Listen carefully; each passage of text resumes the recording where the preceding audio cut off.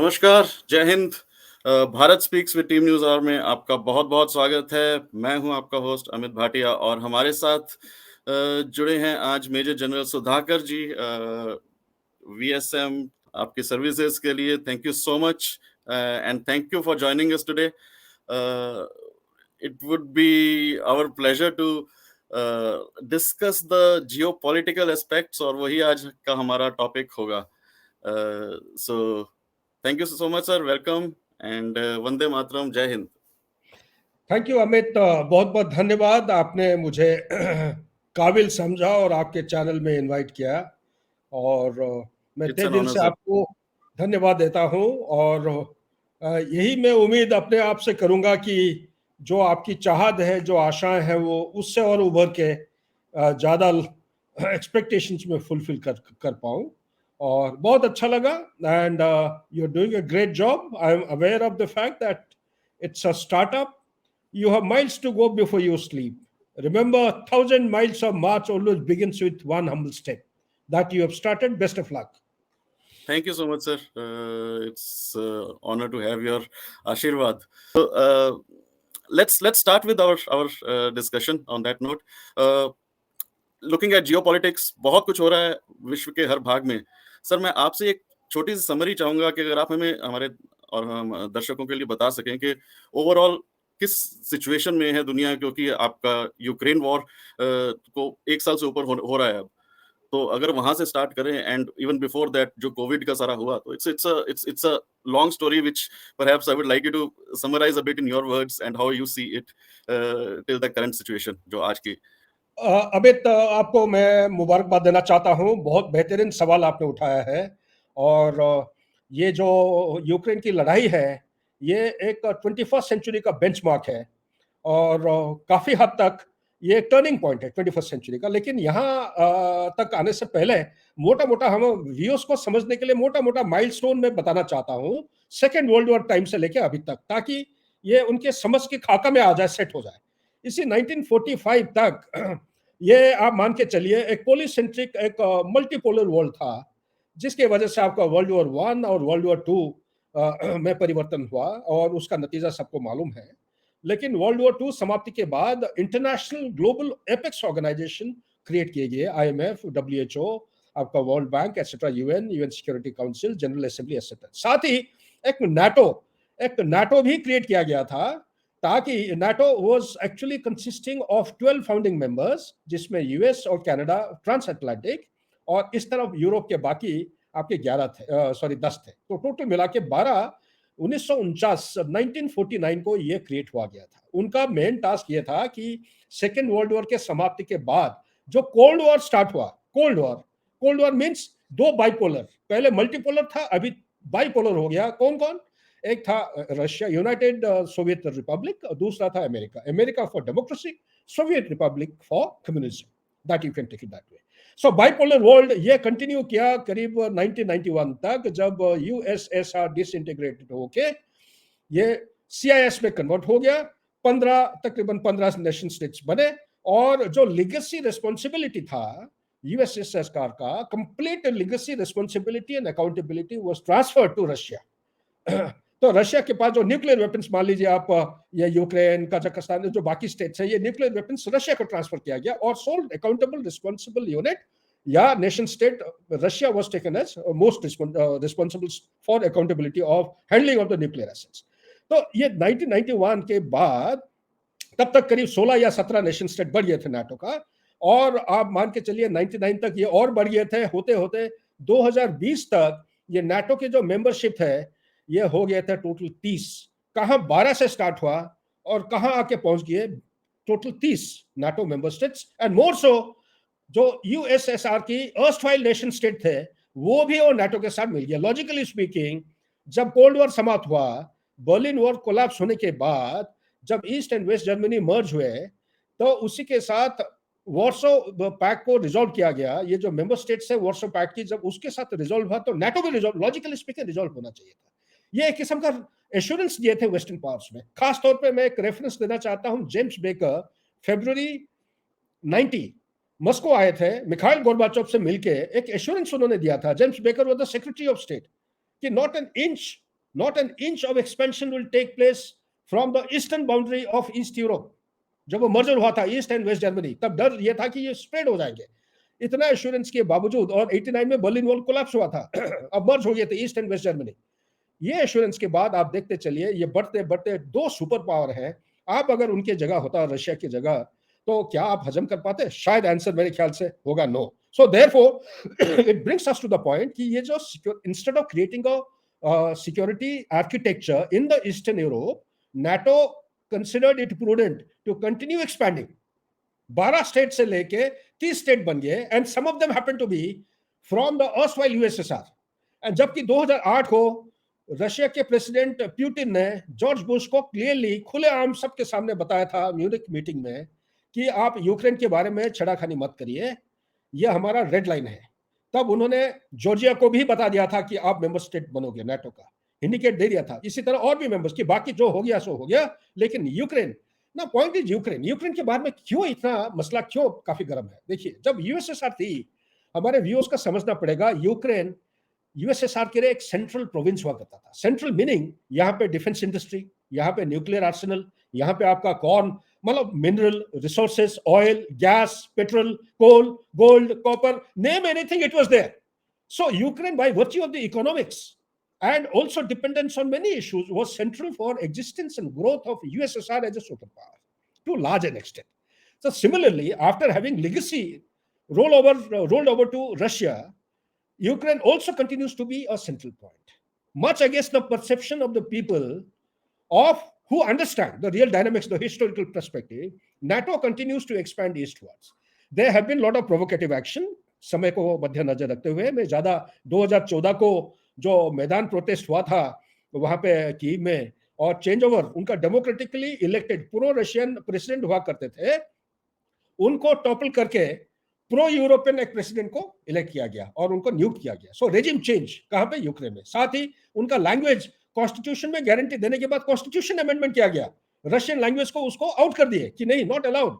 उनका जो democratic rights और ह्यूमन राइट्स जो एंटाइटलमेंट है वो भी उनको लागू नहीं किए। तो काफी कुछ हुआ है तब्दीली, जिसके वजह से Russia felt very insecure and hence it went in. अच्छा, Russia by the way, it is given timelines, every time it is given a warning कि नहीं, मत करो मत करो मत करो। चाहे आप ब्लैक सी की बात करिए या बाल्टिक की बात करिए या along the boundary with Poland, Romania and other states, nation states, इसके साथ बात करिए, complete Europe, I would say, along the border of Ukraine and Belarus, they have been weaponized, there are nuclear weapons sighted, there are NATO forces deployed, and I would say to large an extent it is a potent threat to the existence of Russia. That is why the Ukraine the conflict has started out. So this is one part of the answer. The second part is changing world order. मैं ये कहूंगा, Ukraine लड़ाई शुरू होने तक आप मान के चलिए आज के दिन में विश्व में ट्रांस अटलांटिक आर्किटेक्चर एग्जिस्ट हो रहा है पिछले 200 साल। ब्रिटिश का था सेकेंड वर्ल्ड वॉर समाप्ति तक 1945 तक, और 1945 से लेके US it has taken over. तो इसको हम मान के चलते हैं ये ट्रांस अटलांटिक रिलेशनशिप। 1991 में जब ये USSR disintegrate, bipolar to unipolarity जब शुरू हुआ, unipolarity means USA as the super power, धीरे धीरे देखा गया, much against the global desire towards a liberal rules based international order. 99 में सबके ध्यान में ले जाना चाहता हूं, साइबेरिया में जिस किस्म की एरियल अटैक किया गया फॉर 79 डेज, कोई जगह आपको 82 डेज मिलेगा, 79 days United Nation Security Council में चाइना और Russia as permanent 5 members, they kept on registering कि दिस इज नॉट परमिसिबल। किसने किया? नाटो और यूएसए आर्मी। ये कब? 91 के बाद जब यूनिपोलैरिटी स्टार्ट हो गया था। उसके बाद देखिए कितने भी एग्जांपल, आप इराक की बात करिए, सीरिया की बात करिए, लीबिया की बात करिए, बहुत सारे हैं। इसी तरह आप इराक की बात करिए, इराक में it's a classic example, there was no weapons of mass destruction. Saddam Hussein का जो रेजिम चेंज और his elimination is a classic example. Libya का colonel Gaddafi is another example. So इस किस्म की जब हम गहराई में जाते हैं तो पिक्चर ऐसा उभर के आता है कि ट्रांस अटलांटिक रिलेशनशिप धीरे धीरे खोखला होते जा रहा है। और ये रिश्ता ऐसा है, 3 चीजों के ऊपर ये निर्भर करता है। नंबर एक है petro dollar. Petro dollar means dollar का जो वैल्यू है, ये पेट्रोल उन दिनों में एनर्जी सिक्योरिटी के लिए मिडिल ईस्ट के ऊपर यूएसए और यूरोपियन यूनियन कंप्लीट डिपेंडेंट हुआ करते थे। सऊदी अरेबिया के साथ 1973 में एक एग्रीमेंट साइन हुआ जिसको ब्रेटन एग्रीमेंट कहते हैं। उस एग्रीमेंट के मुताबिक उनका ये था, Saudi Arabia had given a commitment कि जो भी ऑयल बेचा जाएगा या गैस बेचा जाएगा ये डॉलर में ही बेचा जाएगा, जो आपका सरप्लस डॉलर होगा आप यूएसए में इन्वेस्ट करेंगे। ये था उनका एग्रीमेंट। लेकिन धीरे धीरे धीरे धीरे ये यूनिपोलैरिटी स्टेज में इस किस्म के मतभेद होने लगे, और सबसे important turning point two save on time 2019 को यूएसए में शेल गैस डिस्कवर किया गया। डिस्कवर तो पहले हो गया था, प्रोडक्शन आउटपुट शुरू हो गया। शेल गैस जैसे ही प्रोडक्शन हुआ, पहले जो ऑयल मिडिल ईस्ट से वो इंपोर्ट करते थे उनका डिपेंडेंसी कम हो गया। हालांकि बराक ओबामा जो है 2011 को उन्होंने शुरू कर दिए थे कि हमारा इंडो पैसिफिक होगा पिवट ऑफ एशिया, 2011 को बता दिए थे। लेकिन धीरे धीरे धीरे धीरे 2019 को टर्निंग पॉइंट आया, ऑयल इंपोर्ट की जगह वो एक्सपोर्ट करने लगा। कौन? यूएसए। उनका डिपेंडेंसी मिडिल ईस्ट के ऊपर पूरा खत्म हो गया। इसलिए काफी हद तक वो कहूंगा एक कारण ये भी है जो हड़बड़ी से विड्रॉ किया था, हालांकि कोई जस्टिफिकेशन उसको आप एग्जांपल नहीं दे सकते super power to withdraw in that hasty manner, but फिर भी ये कारण है, जल्दी से वो उसको खत्म करके निकलना चाहते थे। इसी के साथ दूसरा पॉइंट मैं कहना चाहूंगा, डिफेंस इंडस्ट्री। डिफेंस इंडस्ट्री उनका 10 विश्व में अगर 10 मेन इंडस्ट्री है डिफेंस इंडस्ट्री, 6 है यूएसए में। इनका मेन रेवेन्यू सोर्सेस है, सबसे ज्यादा revenue source, primary source of income is the defence industry. और विश्व को पूरा उन्होंने वेपनाइज कर दिया। चाहे आप जापान एक peace loving country, second world war के बाद उन्होंने जीडीपी का 2% कर दिया डिफेंस एक्सपेंडिचर। साउथ कोरिया का बढ़िया है, हर एक देश का, फिलीपींस, आप रशिया, आप कोई भी देश, यूरोप में Germany, it was dependent on NATO, France, UK, every country has enhanced the defense expenditure. क्यों? To make it dependent on the defense industry in USA. दो, तीसरा चीज मैं कह रहा हूं कि जो ग्रोइंग राइज ऑफ चाइना, यह है इंपॉर्टेंट चीज। देखते देखते उनको एहसास नहीं हुआ यूएसए को और ट्रांस अटलांटिक फोर्सेस को कि पिछले 40 साल के अंदर उन्होंने जो जो चीजों को आउटसोर्स किया था चाइना को, just to save their environment, and उनका cost of production was higher, China में सस्ता मैन्युफैक्चर होता था। वही चीजें देखा कि चाइना धीरे धीरे होले होले, डेंग जियाओपिंग का जो कहावत था कि put your head down, hide your brightness, cherish obscurity, meaning चुपचाप काम करते रहो, कोई शोर गुलाबा, डोंट प्ले लीडरशिप, अपना इकोनॉमिक डेवलपमेंट के लिए काम करते रहिए। ये करते करते करते करते स्टेज ऐसा आ गया है आज के दिन में, China is about to overtake America as a global power and challenge in all possible perspective.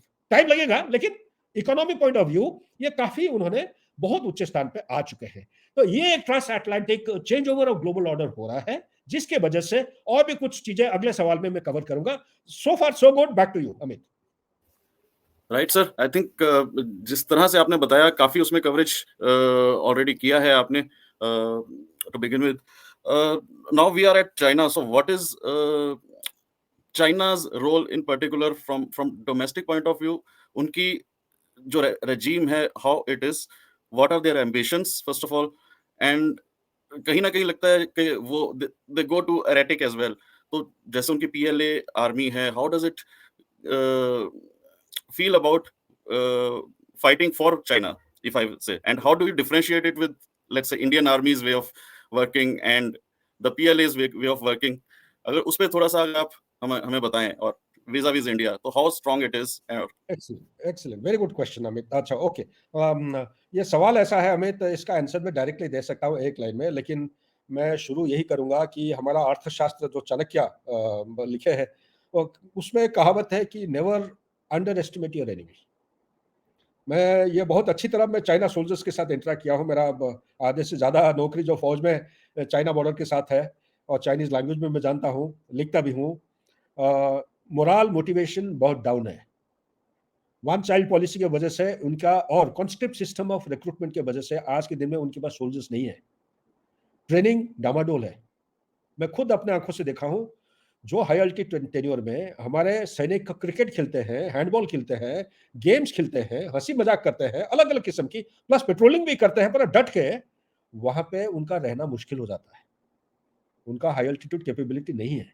ये अलग अलग किस्म की तरीका वो अपनाने की कोशिश कर रहे हैं। ऑक्सीजन बैरक्स खोल रहे हैं जिसमें ग्रीन वेजिटेबल पैदा कर रहे हैं, उसी में रहने का साधन, एक्लेमेटाइजेशन का दूसरे दूसरे तरीके से कर रहे हैं। लेकिन यह हाई अल्टीट्यूड वहां पे कहते हैं कि don't be a Gama in the land of lama. High altitude, high altitude, कोई नखराबाजी करेगा वो ऐसा ही बस ऊपर जाहिर करके भेज देता है। So coming back to the point, China, China देखिए, China is a very interesting nation.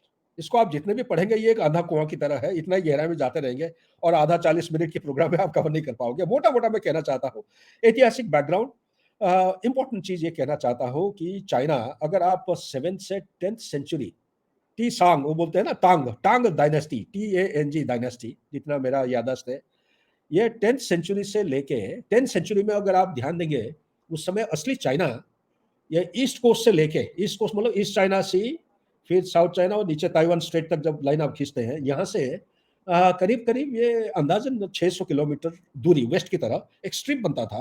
ये तकरीबन ये एरिया और एक छोटा सा स्ट्रिप निकल के वो नॉर्थ वेस्ट की जिंजियांग की तरफ जाता था, इनर मंगोलिया और जिंजियांग के बीच में। ये था असल चाइना। ये Tang dynasty apostrophes ANG dynasty 10th century की बात कर रहा हूं। इसके बाद आज जो रूप आप देख रहे हैं चाइना का, ये सब के सब ये एक्सपेंशनिज्म का हिस्सा है, एंक्रोचमेंट, नेगोशिएशन और मिलिट्री कोएर्शन। इसके जरिए से उन्होंने इन्वेड किया है, किस किस को किया है, तिब्बत को किया है, जिंजियांग को किया है, इसी तरह inner Mongolia, Manchuria, Hong Kong. Hong Kong का तो एग्रीमेंट के बावजूद भी 1947 में 2047 में उनका ट्रीटी खत्म हो रहा है, तब तक उनको करना था, उन्होंने प्रीएम्प्ट करके 25 साल पहले उसको खत्म कर दिया, डेमोक्रेसी की वजह से, वन चाइना पॉलिसी, मकाओ, अभी ताइवान। सो ये जो चीजें मैं कहना क्या चाह रहा हूँ, क्यों चाइना वो Sir, actually, I've heard that somewhere that China considers itself, especially towards the Himalayan region, it considers this hand, and Tibet is like this palm. Then you have Ladakh. Then you have the Himachal and Uttarakhand area. Then you have Ladakh, Nepal. you have Ladakh, They Nepal, consider like that, Sikkim, right? Arunachal So they Pradesh, want Bhutan, the full Nepal. hand Himalayan control as well. So yes, sorry. ये या माओसी तंग का ये एक कहावत था, एक quotation था कि Tibet is the palm of China, Ladakh, Nepal, Sikkim, Bhutan and Arunachal Pradesh, they are the 5 fingers. उसके आगे सुनिए, ये इसी स्टेटमेंट में विद इन इन्वर्टेड कॉमा आता है, it is the responsibility of China to liberate all of them.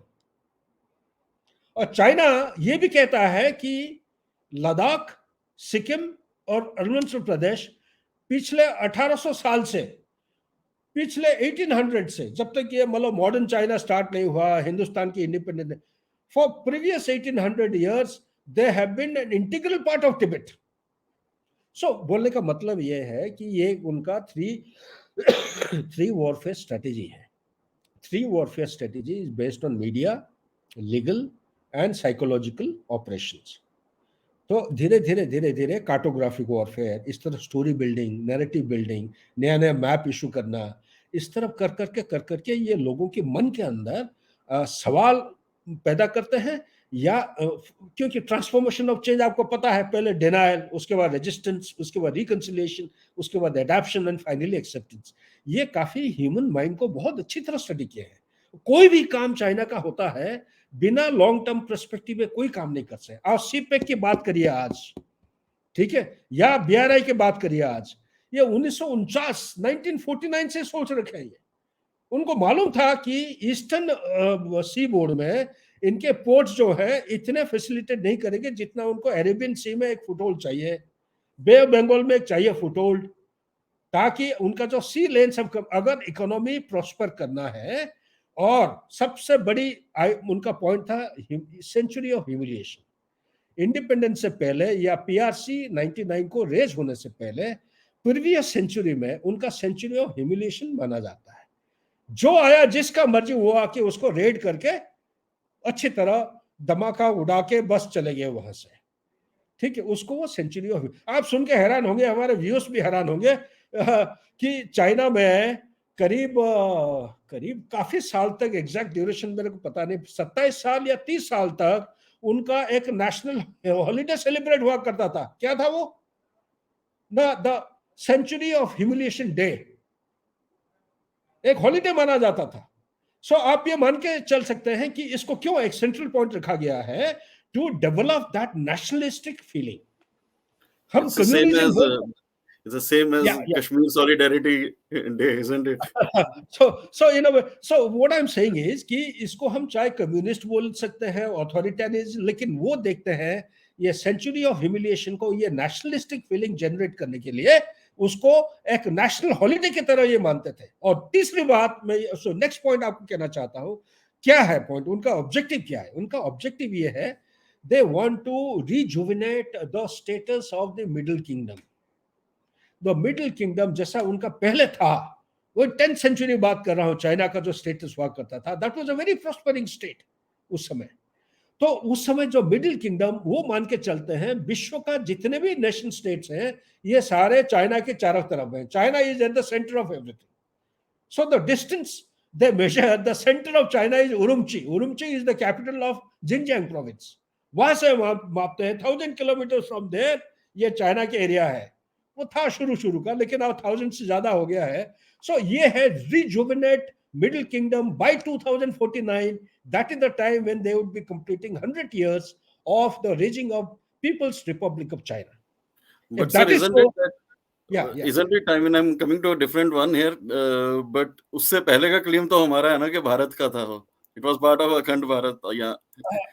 So देखिए, I mean that way somewhere their ideology also directly conflicts with the Indian narrative, isn't it?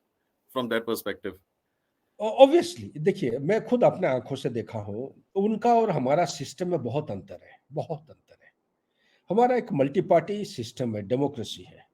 ये मेरा personal opinion है। I am a military man, I may be wrong, I may right. हमें Twitter के बारे में पता नहीं था, किसी ने जोर जबरदस्ती डाल दिया अपने व्यूज, हमने लिख दिया उसमें, वो लोग टूट पड़े पड़ा एकदम। हमें नहीं पता था भाई वातावरण क्या है, कौन सा लेफ्ट विंग या राइट विंग के मिलिट्री मैन को नहीं पता चलता है ना। तो मैं ये कहना चाहता हूँ, ये मल्टी पार्टी अच्छा है for a growing democracy, but at some point in time we have to mature and be two party system to be effective. नहीं तो जो डिसीजन मेकिंग में आप लॉजिक लगाइए, जो दो पार्टी होने से तर्क वितर्क इतना आसान हो जाएगा, वहीं पे आप 20 पार्टी शोर गुलाबा कर रहे हैं, कुर्सी उठा के पीट रहे हैं एक दूसरे को, indiscipline, most highly unethical behaviour in the parliament, the temple of democracy, it's not digestible. So therefore this is my logic. Second point is उनका जो इम्प्लीमेंटेशन, उनका जो स्ट्रक्चर है ना, जो हायरार्की, आई वुड से हायरार्की वो फ्लैटर है।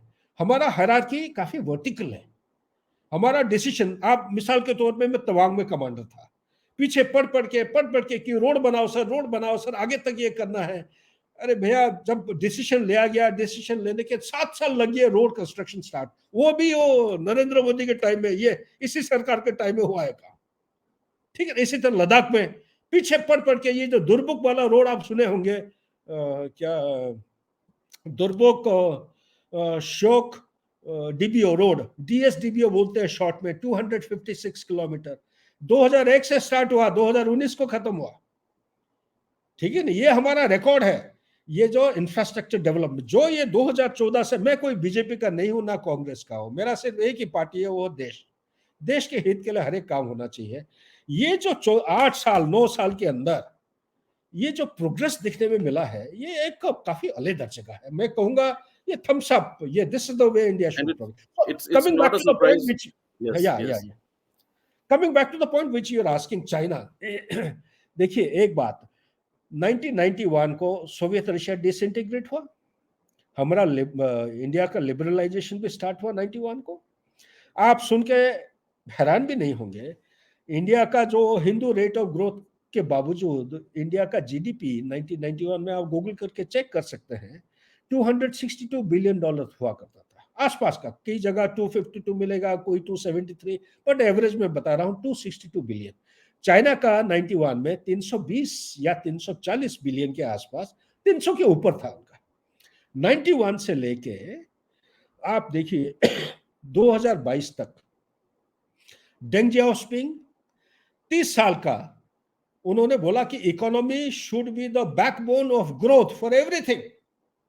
उन्होंने ये कहा था, agriculture, science and technology, economy, manufacturing, मतलब इंडस्ट्री, ये सारे चीजें जब मजबूत होंगे, military will write the back of all this. 30 साल का कंसिस्टेंट इकोनॉमिक डेवलपमेंट, 9 to 12% जब ग्रोथ हुआ, 872 मिलियन पीपल वो बिलो द पॉवर्टी लाइन, उन्होंने उनको उठा के बिलो द पॉवर्टी से निकाल के बाहर लाया। ठीक है, आज के दिन में उनका जीडीपी कितना हुआ है, 19.88 ट्रिलियन। लॉट ऑफ पीपल, मेरे खुद के फौजी सीनियर कलीग्स हैं, जो डिसमिस करते हैं कि आप चाइनीज को 7 फीट टॉल या 10 फीट टॉल बनाते हैं। मैं कह रहा हूं कोई 10 फीट टॉल नहीं है। हकीकत को, अगर प्रैक्टिकल चीजों को आप यकीन नहीं करेंगे, दुश्मन को अंडर एस्टिमेट करके देश को आप मिसलीडिंग स्टेटमेंट के साथ ले जाना सही नहीं है। साथ ही ये भी कह देना चाहता हूं, हिंदुस्तान का ग्रोथ क्या हुआ है 1991 to 2007, सो 1947 से लेके 2007 तक हिंदुस्तान को लगा 60 साल टू बिकम $1 ट्रिलियन इकोनॉमी। 2007 से लेके 2014 तक another 7 years to become 2 trillion economy. 2014 से लेके 2019 तक 7 ट्रिलियन और 0.7 ट्रिलियन जोड़ा गया, 2.7।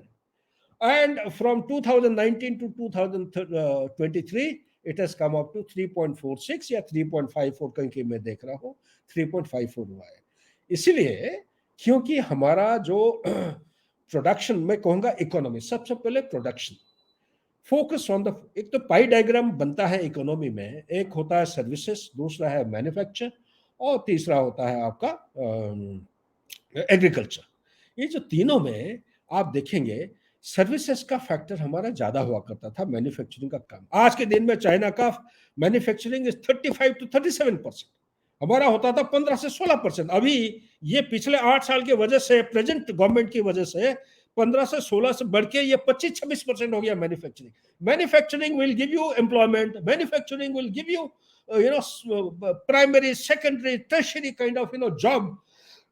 Also it will generate funds which will enhance the GDP, and services also cannot be compromised. Agriculture, we have to think of technology to be applied for the agriculture. So basically the focus has to be manufacturing, where there is another central issue. Which is the central issue in manufacturing? It is the electronics. China का अगर economy इतना develop हुआ है, their main focus has been all round, but within the all round there are primary issues. The primary segment has been manufacturing in electronics. In electronics, semiconductors. In semiconductor, the high gadget semiconductor. So anything which supports the high gadget semiconductors, they have laid focus. Can you believe it? आप अमित, आप भी सुन के हैरान होंगे, ये semiconductors को successful बनाने के लिए स्टेट ऑफ द आर्ट बोलते हैं उसको, डिसरप्टिव टेक्नोलॉजी। डिसरप्टिव टेक्नोलॉजी बनाने के लिए आप अलग अलग किस्म की मिनरल्स चाहिए, उसको बोलते हैं rare earth element. 97% of the rare earth element in the world is controlled. I'm not saying captured, controlled by China by some way or the other. They have weaponized rare earth. Japan को भी मुंह तोड़ जवाब दिया, USO को भी दे दिया है। हर एक सेमीकंडक्टर जैसे ये लड़ाई चलती रहेगी। तो इसीलिए मैं कहना चाह रहा हूं कि it is good to compare, but it is practical to realise where we stand and prepare for filling up the gaps. We cannot be China. It is 5 times, 6 times more in economic size. Definitely not. So therefore, we have to focus on the economics for next 20-30 years. ये जो जितने distraction lobby है ना, इनको orientation ये सरकार नरेंद्र मोदी ठीक कर रहे हैं, पॉजिटिव स्पाइरल में लोगों को डालने की कोशिश कर रहे हैं। नहीं तो हमारा जो यूथ बल्ज है, we have got 65% of our total population in the youth bulge of 15 to 59%। इनको आप काबू में नहीं ला सकते, एम्प्लॉयमेंट सबको नहीं दे सकते हैं। यही है डिस्ट्रक्टिव फोर्स, इनको कैसे आप लगा सकते हैं सही तरीके से काम पे? ये Agniveer there has always been the destructive force, isn't it? I mean, क्योंकि geopolitics की बात कर रहे थे, तो it's the same destructive force which has created a Ukraine which is very similar to what we have, what they have created Pakistan for India, isn't Excellent. It? So coming back to that, I mean, because we were also about to discuss the Pakistan in the agenda, I think now we can move towards that ये जो distractions है, ये कहाँ से आ रही हैं, कहाँ से source हो रही हैं? So because it's often said that के मतलब possibly ISI और पाकिस्तानी armies जो सब कुछ operationally control कर रही है, at least उनके लिए, which is doing the groundwork. So how would you explain that कि मतलब उसका अभी तक इस time पे कैसे चल रहा है वहाँ पे, from that perspective? Is it good or is it bad for the world and India if Pakistan army goes down? There are multiple parts, but let me tackle them. देखिए, Hindustan was never a nation state before 15th August 1947. It came into existence as a modern nation state on 15th August 1947 by taking, by galvanizing 565 princely states, thanks to Vallabhbhai Patel. That has to be actually acknowledged. At the time of creation of India was subjected to very avoidable, in my opinion, avoidable partition, which was not required. It was not required. Why am I saying? Because of time, I can't go on, but I can justify in any this thing. It was a creation made by none other than United Kingdom. United Kingdom at that point in time was a superpower. Okay, they fleeced the government of India totally and made absolutely fleshless. We are bony creatures in India. कहाँ आपका 24%, 25% GDP, global GDP हुआ करता था in 1700 AD, and by the time they left, it had come down to 3. But my figure says that it was less than 2.3. Shashi Tharoor has said in Cambridge or someplace, one of his books said it had come down to 3%, but it was much less than that. Anyway, without contesting that, I would say there is a global conspiracy which is in progress, because no superpower at any point in time would accept any country like India, which is a peace-loving country, and with the economic prowess which had been shown so many 700 or 600 years back, sending them back with their baggage without having fired a single bullet, with having lost 10 million people in the Bengal famine, number of people in our Indigo revolution, number of people in the Salt Satyagraha, number of people in Jallianwala Bagh. And there are a host of other things where people have died, sacrificed. So no superpower would accept a thing like this. UK is an extension of USA, I would say. That's why I'm saying, using the term called a transatlantic relationship. When I say this, what I mean is USA and UK. Thank God, UK is also digging their grave like Pakistan. They have gone in for Brexit. Now they are regretting, अरे Brexit तो गड़बड़ हो गया यार. गड़बड़ क्या आप ही लोगों ने सोचा है, आपके लोग ही मना कर रहे थे मत करो. Scotland was actually threatening to secede that time because of Brexit. So what I'm coming to is, there is a global conspiracy. One, for global conspiracy to succeed, it has to have some moles inside the family. There are moles existing within India, and these moles within India are being controlled, guided, and directed by the neighborhood who are inimical to India, and that is nothing other than Pakistan. So funding is by multiple agencies from global outsourcing. Pakistan, who in Pakistan is doing it? ISI is doing it without second thought. Please understand the deep state. Read any amount of book, go into any literature. I have done extensive research for past 11 years now. Pakistan will not spare India. It will bleed India out. That is the single motto. Pakistan, चाहे आप कुछ भी कर लीजिए, हम vulcanisation बात करते हैं, अलग अलग हो जाएगा. मैं भी काफी भाषण देते रहता हूँ टीवी में कि पाकिस्तान ऑक्यूपाइड कश्मीर ले लेंगे, बलूचिस्तान लिबरेशन हो जाएगा, सिंधुस्तान कुछ नहीं होगा. ऐसे ही चलते रहेगा, ऐसा ही चलते रहेगा. एक बढ़िया किताब है, जब टाइम होगा आप भी पढ़िएगा. डैनियल साहब का किताब है, यूएस ऑथर है, why US can not leave Pakistan. उन्होंने बहुत सारे रीजन लिखे हैं. 3 चीजें लिखे हैं. न्यूक्लियर वेपन्स, नंबर 2, उनके आर्म फोर्सेस काफी मजबूत तगड़ा है, बहुत बड़ा है. अगर उसको काबू में नहीं रखोगे, सिर्फ रीजनल नहीं, ग्लोबल पीस को वो गड़बड़ कर सकते हैं. Number 3, Pakistan is the only nation state which has got a civil military relations, effective civil military relation with China. China आज के दिन में main country to be contained और enemy of the global enemy, चाहे pandemic की बात करिए या यूक्रेन लड़ाई की बात करिए, not for Russia, for others, China is the number 1 enemy. China को contain करने के लिए effectively, they have to keep Pakistan in their camp. आप ये मत पूछिएगा तो डेमोक्रेसी जो वर्चुअल कॉन्फ्रेंस हुआ था, पाकिस्तान क्यों नहीं ज्वाइन किया. Pakistan is also in a country. क्या करे वो? पैसा जब चाहिए वो चाइना के पास भागेगा. प्रॉक्सिमिटी है, ज्योग्राफिकल प्रॉक्सिमिटी. सर आटे के लिए लड़ाइयां हो रही है वहां पे, आटे के लिए. आई मीन एक दूसरे को मारकुटाई हो रही है. सिचुएशन मेरे असेसमेंट के मुताबिक अमित, आप बिल्कुल सही बात पर, बड़ा दुख लगता है. आफ्टर ऑल ये तो हमारा ही भाई है, हमारा ही हिस्सा है ये बेवकूफ. Sir but I mean these are the same people who chose to break this land. तो आई मीन ये अगर भाई है तो ये वो भाई है जिसने अपनी माँ का के बाजू काटी हो, सो हाउ कैन यू? ये समय की यस। बात है। शायद आप और मैं, हमारा तो पहाड़ी के उस तरफ समय स्टार्ट हो गया है। मैं तो सिर्फ यही कहूंगा, ये पाकिस्तान पाकिस्तान नहीं रहेगा। मैं भविष्यवाणी बता रहा हूं, अभी या कभी ये जरूर हिंदुस्तान पे वापस आ जाएंगे।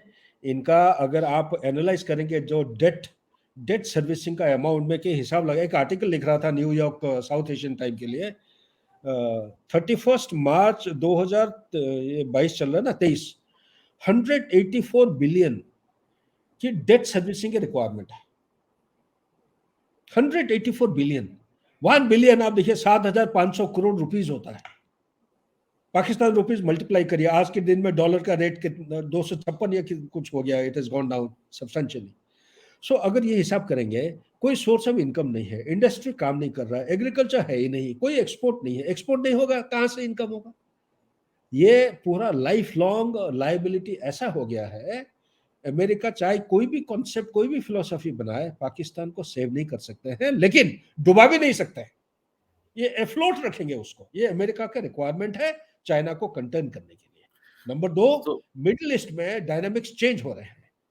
सऊदी अरेबिया और ईरान का ये जो डिप्लोमेटिक एक्सचेंज या मिशन एक्सचेंज करने का जो चाइना ने ब्रोकर किया है, ये एक, मैं कहूंगा 21st सेंचुरी में ये एक टर्निंग पॉइंट है।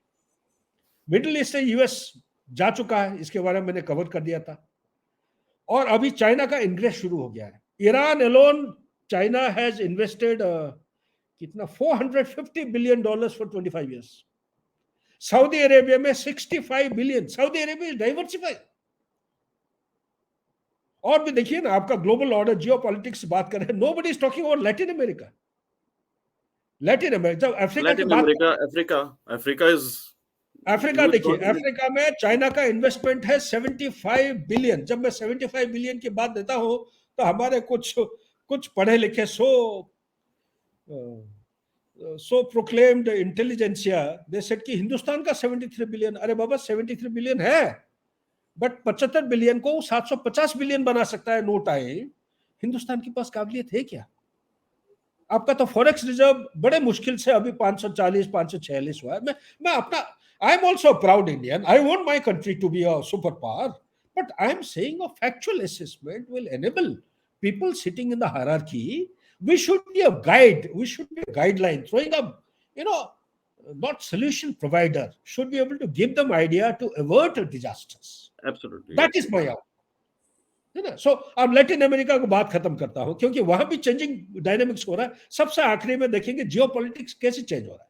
लैटिन अमेरिका जो अंडर बेली होता था, मतलब स्ट्रॉन्ग सपोर्ट ऑफ यूएसए होता था, साउथ अमेरिका की बात कर रहा हूं, धीरे धीरे धीरे धीरे नॉर्थ अमेरिका का ग्रिप लूज होते जा रहा है। आप वेनेजुएला की बात करिए, आप अर्जेंटीना की बात करिए, बोलीविया की बात करिए, चिली की बात करिए, कंप्लीट। अच्छा, लिथियम ट्राइंगल, ये भी हमारे व्यूअर्स को मैं बता देता हूं, विश्व का जो लिथियम ट्राइंगल है, ये है आपका चिली, अर्जेंटीना और वो देश का नाम है बोलीविया। ये जो ट्राइंगल बनता है, कम से कम 65 to 75% लिथियम। वो बोलते हैं ना कि ये व्हाइट गोल्ड, ये व्हाइट गोल्ड आ गया, ये white gold is the future energy, future It's for the economy. batteries and yeah, Yeah, it's yeah, for for electricity storage of, storage. So, yeah, the future economy is going to thrive on 5 things. Number one, number one is actually the genomic sequencing. Number two, artificial intelligence. Number three, robotics. Number four is energy storage. And number five is the blockchain. ये जो energy storage है, China ने पूरा, चाहे Congo की बात करिए या जाम्बिया की बात करिए या जिम्बाब्वे बात करिए या लैटिन अमेरिका की बात करिए, कोंगो में नॉट ओनली कोबाल्ट, कॉपर है, जिंक है, rare earth element, all along the Arunachal border, हमारा जो नॉर्दर्न बॉर्डर है, उन्होंने सर्वे कर रखा है पिछले 25-30 साल से। उनका माइनिंग चल रही है। अक्साई चीन में उनका एक माइनिंग है, वो माइन जिंक, जहां पे 7th largest zinc producing mine is there in Aksai Chin. इसी तरह नॉर्थ सुबानसिरी, हमारा जो अपर सुबानसिरी बोलते हैं अरुणाचल प्रदेश में, इसी के नॉर्थ में एक जगह का नाम है लॉन्गज्यू। ये लॉन्गज्यू 15 किलोमीटर क्रो फ्लाइट डिस्टेंस, 1959 में उन्होंने इलीगली कैप्चर किया है, तब से ऑक्यूपाई कर रखे हैं। ये जगह छोटा सा हेमलेट हुआ करता था, आज देखिए सैटेलाइट पिक्चर लेके देखिए लंगजू, ये it is become a kind of a cosmopolitan, क्योंकि वहां पे गोल्ड उनको डिस्कवर हुआ है, रेयर अर्थ एलिमेंट हुआ है, और ये भी उनको पता चल गया complete Arunachal Pradesh has got shell gas, it has got gold, it has got copper, it has got uranium, it has got thorium, it has got all zinc, all kinds of rare earth element. So what I'm coming to is that the global order धीरे धीरे धीरे Honduras देखिए, why should Honduras give a statement suddenly flip flop होने के बाद कि now they take Taiwan under one China policy? अभी तक तो पिछले कितने करीब आप मान के चलिए 80 साल हो गया, 80 साल से ज्यादा होगा, हॉन्डुरास का कमिटमेंट था, they used to respect Taiwan as a democratic country for 80 years. अचानक क्या हो गया? क्यों? Honduras is going through economic crisis. So आज के दिन में, आज यूएन में अगर 193 कंट्रीज हैं, there are only 13 countries which are supporting Taiwan as an independent democratic country. तो बाकी जो ये जो 13 कंट्री रह गए हैं, इनको धीरे धीरे धीरे धीरे चाइना खरीदने लगा है. Sorry for using the very loose expression, for lack of correct expression, खरीदने लगा है. बिकॉज ऑल द 13 कंट्रीज, अगर आप नाम लगे, मेरे पास इधर ही एक रिपोर्ट पढ़ा था. Sir, I'll end it with two parts actually, not 13, but first of all, I want to understand that if China takes over, let's say take any kinetic action on Taiwan, what will be NATO's role and what will the world community's role, including India? Will it support? Will it go use? What would be India's reaction? And the other one is, if let's say hypothetically, if it tries any kinetic action on Bhutan in particular, in that case, what could be India's reaction? So ये इन दोनों का मैं difference थोड़ा सा जानना चाहता हूँ. So kinetic action against Taiwan and kinetic action against India in general area Bhutan. You've been to Chumbi Valley, Doklam, Chumbi Valley, that area, है ना? Right. Okay. Or maybe Bhutan. Firstly, kinetic action in Taiwan. These are my personal views. They may be at variance with others. Different people have different views. Since I have written a book on this Ukraine, one article has been reduced to a kind of multiple articles in a book. It has come out. It's been adjudged as the best article. You see, in my opinion, we may say anything. Economy rising, बहुत कुछ हो रहा है. Plus pitfalls भी है. इसके internal troubles हैं China की. And बहुत सारे challenges है. He has by and large managed to bring it to some control. Who Xi Jinping? Still, इसका military capability is not up to the mark. 2027 तक उन्होंने टारगेट बनाया. ये जो मॉडर्नाइजेशन का प्रोग्राम चला है ना, वो 2004, उसके बाद 2015 को रिवाइज किया, फिर 2019 को किया, फिर डेट मतलब एक्सटेंड होते जा रहा है. 2020 तक होना था, हो नहीं पाया, 22 तक किए. अभी उन्होंने 2027 तक कम वर्ड में मॉडर्नाइजेशन वो अपडेट करना चाह रहे हैं. No, what is this modernisation? 2027 is 100th year of raising of PLA, people's liberation army. तो जिन जिनपिंग मान नहीं रहा है कि भाई ये तो होना है किसी को. ये modernization has got technological oriented issues. Okay, one is mechanization. Light tank होंगे, mechanized infantry soldier अब पैदल नहीं मार्च करेंगे. They will be moving on vehicle. Okay. Similarly, they will have AI driven or autonomous support system. They will have drones warfare, space warfare. Basically तीन चीजें, पहले air, land और सी का होता था. अभी तीन उन्होंने जोड़ दिया, साइबर, इलेक्ट्रोमैग्नेटिक और स्पेस जोड़ दिया है. ठीक है ना? ये जो साइबर इलेक्ट्रोमैग्नेटिक स्पेस है, इनका basic I would say central point is, without kinetic लड़ाई they want to cripple the command, control, communication and strike capability of the adversary. Before adversary can take action, by cyber action they want to incapacitate the enemy. इनका ये M है. किस हद तक successful होंगे मैं कह नहीं सकता. जब सवाल पूछते हैं काइनेटिक, क्या वो मिसाइल फायर करेंगे mainland, this is what it means. क्या अपने ट्रूप्स को ताइवान स्ट्रेट के अक्रॉस में जाएंगे? मेरे ख्याल से उनका काबिलियत नहीं है, क्योंकि इसको एम्फीबियस ऑपरेशन माना जाता है. कहते हैं एक मिलिट्री जनरल होने के नाते मेरा जितना सूझबूझ है, अक्रॉस द स्ट्रेट, ये स्ट्रेट का लंबाई 130 से लेके 180 किलोमीटर, मतलब चौड़ाई, from China coast to Taiwan coast. बीच में छोटे छोटे आइलैंड्स भी हैं। ये इतना आसान नहीं है। ये ताइवान के अलाइनमेंट के मुताबिक उसको बोलते हैं फर्स्ट चेन आइलैंड। ये जापान का क्यूरिल आइलैंड से लेके ये लाइन जो जोड़ता है ताइवान और उसके नीचे ब्रुनेई तक जाता है, ये छोटे छोटे आइलैंड्स आते हैं, उसको फर्स्ट चेन आइलैंड। यहाँ पे चाइना का फोर्सेस बॉक्सिंग हो रहा है। As a rising superpower or global power, it wants to break open this first chain of island, go to second chain. Second chain में कौन बैठा है?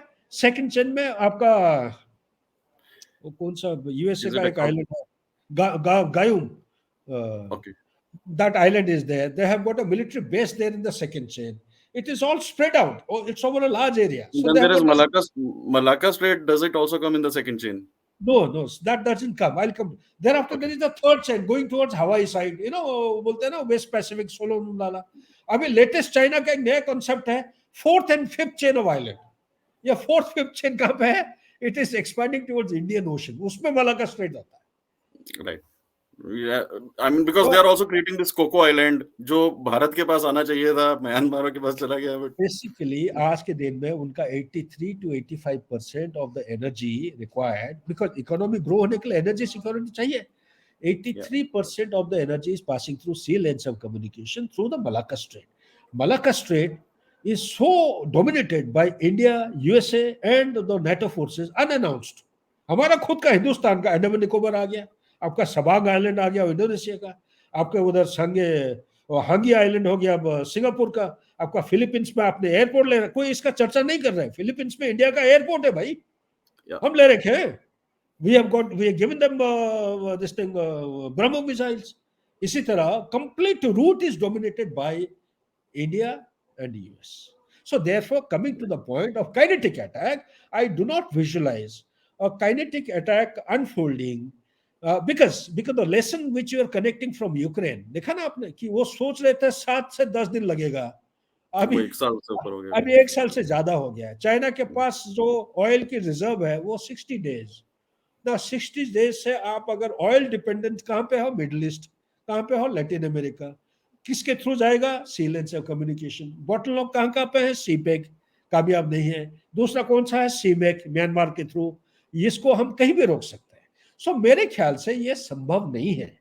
हालांकि Taiwan is losing its support from world over, China is buying out the countries in its favour, but let's see how things pan out. मेरा खुद का assessment, मैं चाहता हूं कि ताइवान एक डेमोक्रेटिक कंट्री रहे, बट और चाहे चाइना जोर जबरदस्ती करे, ये they will turn into insurgency force within China. ये चाइना का कम्युनिज्म को तोड़ने वाला force Hong Kong, Macao, Taiwan, Tibet, Xinjiang, inner Mongolia, ये Taiwan is talking in terms of integrating. ये जो बॉर्डर विलेजेस बनाए उसके बारे में बाद में चर्चा करेंगे, अभी टाइम ज्यादा हो रहा है। ये एक किस्म की फोर्स बन सकते हैं जो वल्नरेबिलिटी इनका बढ़ा देगा चाइना के खिलाफ, जिसको हिंदुस्तान और यूएसए और Quad forces, Japan, Australia, India and USA can take advantage of. AUKUS Very can take interesting. Advantage. This is Very one part. interesting. Secondly, kinetic Yeah. Attack on Bhutan. Once again मैं तो ये कहूंगा 1962 लड़ाई के बाद China को ये एहसास नहीं, उसके खून में है, उसके ट्रुप्स हिंदुस्तान ट्रुप्स के बराबर नहीं है। हमारा काबिलियत तो मैच नहीं कर सकते हैं। हाई एल्टीट्यूड जितना वैगरेज और ट्रेन और चैलेंजेस हमारे ट्रुप्स जितना उन्होंने एक्सपीरियंस हासिल किए हैं हिंदुस्तान के ट्रुप्स, चाइना इसकी बराबर नहीं हो सकता है। और काइनेटिक अटैक अगर होता है तो उनको लेने की देने पड़ेंगे। सॉरी मेरा for my poor Hindi, I hope I am able to express convey the sense. China को इस बार लेने के देने पड़ेंगे, चाहे उनका कितना मिसाइल हो या उनका कितना न्यूक्लियर आर्म्स होने दो। इस बार हिंदुस्तान को फौज को कोई रोक नहीं सकता है। जो जो लॉसेस हुए हैं शायद ये भी हम कैप्चर कर लेंगे, मुझे ऐसा लग रहा है, क्योंकि within China there is a huge dissident. ये जो बॉर्डर विलेजेस बना दिया है, शायद कोई चैनल कवर नहीं किया, उनको जोर जबरदस्ती हैंड चाइनीज को पकड़ के उनको इंसेंटिवाइज कर रहे हैं। करीब $6,500 इक्विवेलेंट का युआन उनको दिया जा रहा है कि भाई जाओ रहो उधर। दो दो अलग अलग टीयर, फ्रंट टीयर को $6,500, पीछे वाला टियर जो है उसको $450 महीने में दिया जा रहा है, उनका पेट्रोल पंप साथ है, free electricity, optical fibre, communication free है, गाड़ी फ्री है, मेडिकल फ्री है, सब कुछ फ्री है। फिर भी रहने के लिए कोई राजी नहीं है, उनको जोर जबरदस्ती लीगल एक्ट बना के उनको उधर भेज रहे हैं। तो इसलिए मैं कह रहा हूं, अगर काइनेटिक हो जाता है, हिंदुस्तान स्ट्रांगली पॉइज्ड। काइनेटिक एक भूटान के खिलाफ और एक हिंदुस्तान के खिलाफ, मुझे नहीं लगता है वो हिम्मत करेगा इंडिया के खिलाफ कोई काइनेटिक। यही चीज मैं ध्यान सबका ला देना चाहता हूं। After 62 ops, China has realized that India has called its military bluff. We have stood up. India has stood up to all challenges which has been meted out by China. Ultimately, China has buckled. ये तो Kailash range वाला कहानी अलग है, उसको छोड़ना नहीं था। मैं खुद ही बोलते रहा, लिखते रहा आर्टिकल। ये सबसे, I would say it is a serious blunder we have committed. ये चाइना बड़ी चीज है, इसको छोड़ना नहीं चाहिए। पूरा जोर जबरदस्ती उसका नेगोशिएट करना है from a position of advantage. इसी तरह मेरे खिलाफ वो नहीं करेगा, बल्कि हमें सोचना चाहिए how to take the battle into Chinese territory, follow the concept and philosophy of sun Tzu, win battle without fighting one.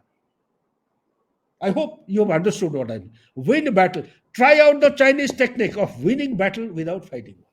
Absolutely, sir. I think that is about raising your strengths and keep strengthening yourself so that it becomes a deterrence for the enemy to even come to us or look towards us when we are determined to achieve something. I mean, you need to keep lifting yourself. India needs to keep strengthening itself in order to get over the challenges. Because effectively, जैसा हमने the takeaway is that my takeaway is that it's eventually USA, China, and all these NATO countries who have previously UK, who has taken our land, which is basically where Pakistan is, and it's an occupied land of ultimately America, as we say right now. And in order to get it back or get that land free out of US, eventually India has to build itself more and strengthen itself, so that, I mean, even US cannot in future, at one point of time, even US cannot say anything to India when it takes back its land. Okay, Amit, if you allow me, I would like to clarify my statement in Sure, a very sir. simplistic manner. When I say winning the battle without fighting one, what I mean is it is not necessary to win a battle only by kinetic means. We should evolve and strategize our approach by non-kinetic means. जो चीज China कर रहा है, ये भी जरूरी नहीं कि जो चीज चाइना कर रहा है उसको हमें करना चाहिए। हमारे पास ऐसे ताकतें हैं, उन सबको इस्तेमाल करके चाइना जब जो चीज करने की कोशिश कर रहा है उसके बरखिलाफ बहुत बेहतरीन तरीके से हम कर सकते हैं, उसको नकारा कर सकते हैं। आज जैसे यूएसए अगर अपने आप को ये कंट्रोल नहीं करेंगे, अपना सोच विचार को, ये जो गन कल्चर चला है ना, this country is destined to become a third world country within 150 years. It will become a third world country. They have no concept of life.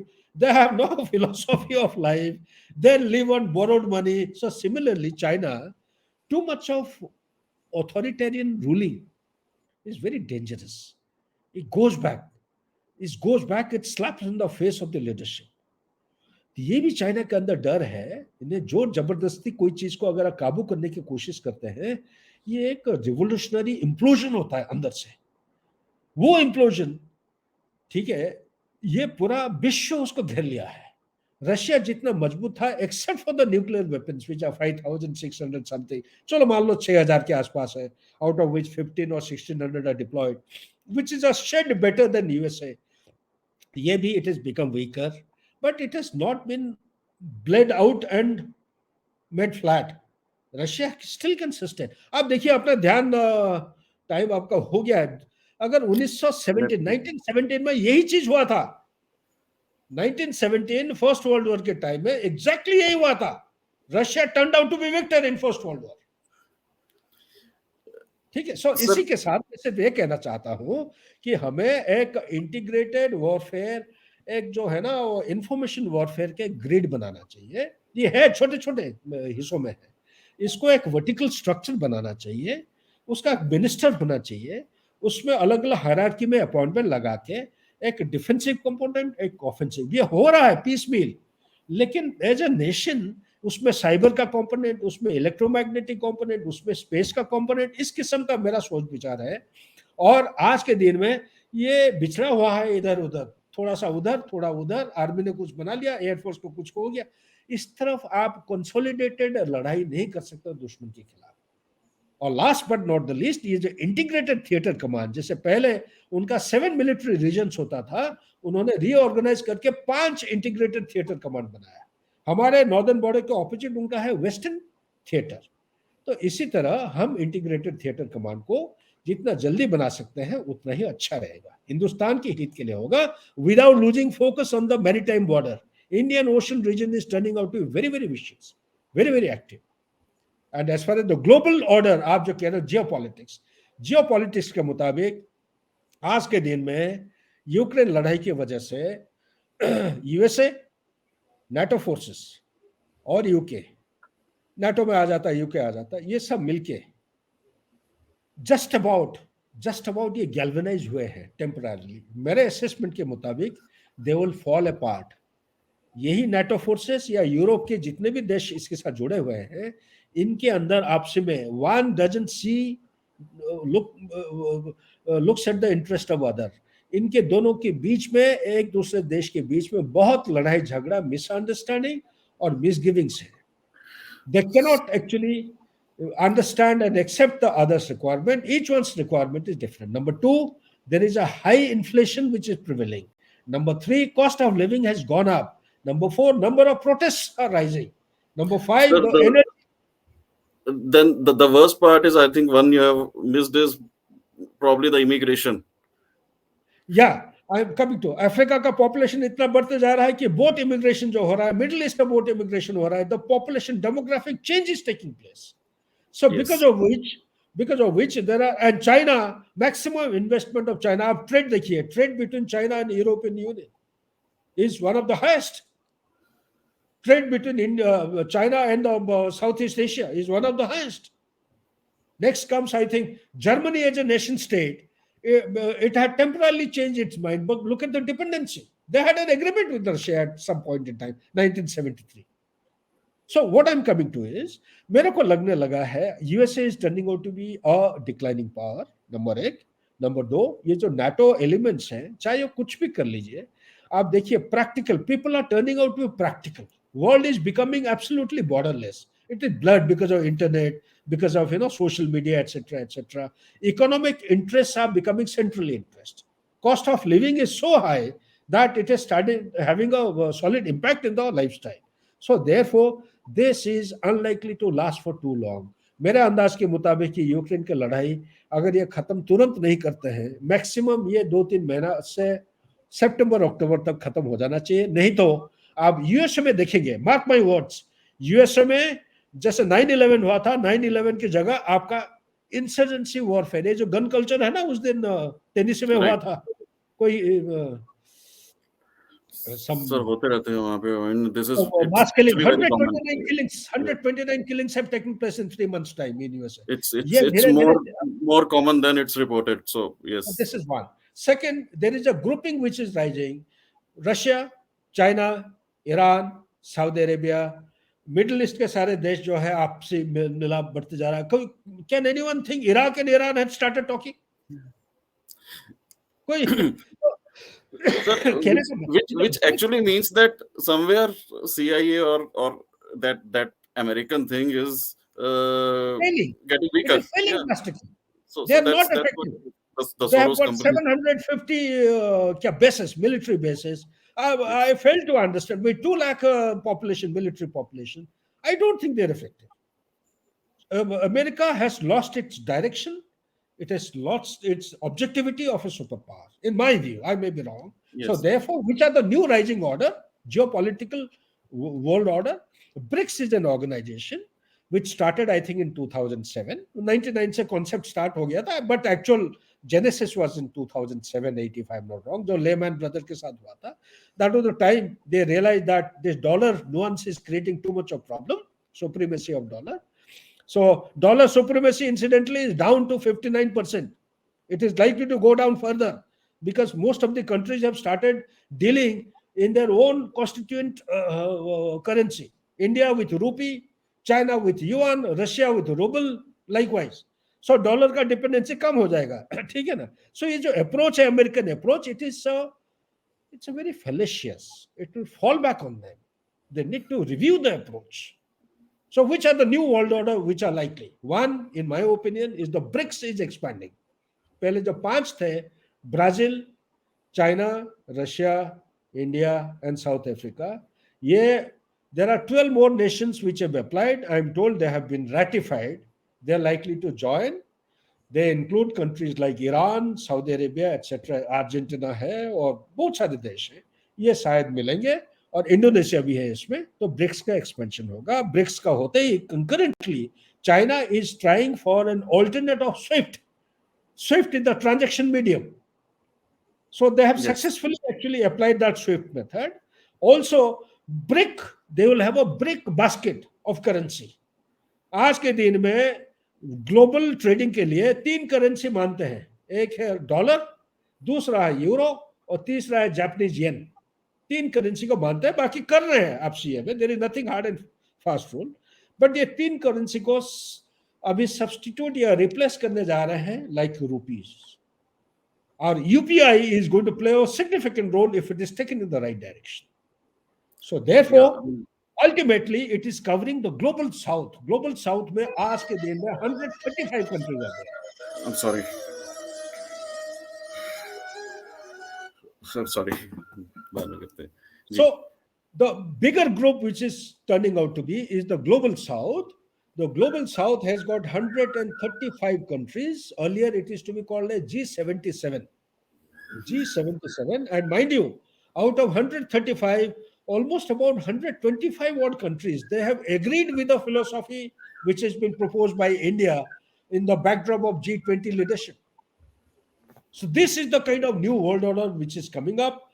The US superpower is being challenged. It is not going to happen overnight. It will take its time. China is a rising power, but doesn't have the military competency to go in for any kind of kinetic attack. And at least in my view, it is unlikely to have that capability till 2035. Unlikely.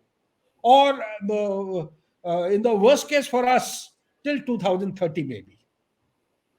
Unlikely. Okay. So that's it. I hope I have been able to answer most of the queries, if not. Absolutely, sir. I think it was a pleasure, and it was around the world in 1 hour. So anytime. And I think we have really enjoyed the interaction, sir, and thank you for giving us that much time. I think आपका जो experience है उसमें पूरा पता चलता है कि जिस तरह से आपने finally in detail बताया है, and it was rather, as you said, it was a long questionnaire, but yes, we have managed to cover it well, and thank you so much. Take care. Always Thank a you, sir. pleasure. So मैं अपने viewer से appeal करना चाहूँगा, हमारे channel को subscribe कीजिए, like कीजिए, अगर आपको आप कमेंट कीजिए अपनी फीडबैक के साथ, और ज्वाइन करिए हमें ट्विटर स्पेसेस पे, which is really a forum where we are trying to collect people and connect them together to build a narrative which is India's common man's narrative, क्योंकि ये फोरम ही common people का है. Anyone can join it. So thank you so much. Namaste. Jai Hind. Vande Mataram. Namaste.